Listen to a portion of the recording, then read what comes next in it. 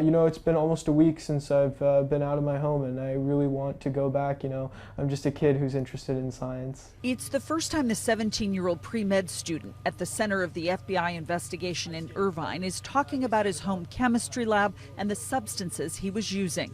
A source said the combination of the presence of potentially poisonous chemicals and written material found inside was concerning. You know, I'm also unsure, right? So I was talking to them. I fully cooperated and gave them my phone, and gave them as much information as possible. But I'm not sure exactly what materials inside the home that they would be suspicious about. And I hope that they can conclude their investigation, and we can continue and put this behind us. The FBI, dressed in hazmat suits and breathing apparatus, spent several days going in and out of the home on cartwheel that a Malvin Fritz shares with his parents.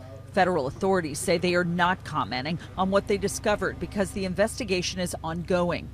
Fritz has posted a few of the experiments he did in the house on YouTube. Isopropyl magnesium chloride. He says he was using chemicals like acetone that can be bought by anyone online and that he was safe. But Cal State Long Beach chemistry professor Elaine Bernal says on the YouTube videos, Fritz worked with isopropyl magnesium chloride and other compounds in a home setting, which is not appropriate. Those experiments needed to be done in a proper lab facility. Bernal says acetone, for one, is highly flammable and says the compounds Fritz used require proper storage because of the risk of a fire or an explosion, and has concerns about where the chemicals were being disposed of and the escape of gases. There's a big environmental and safety concern that I think is was worthy of investigation.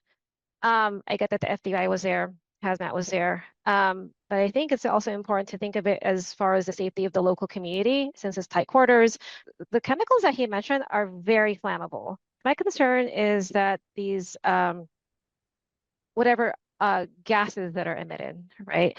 That folks with respiratory issues, sensitive respiratory issues can be affected. Fritz told me he focuses his experiments on new therapeutics for cancer and Alzheimer's disease and insists it was not dangerous. He hopes to begin medical school after his graduation from UC Irvine.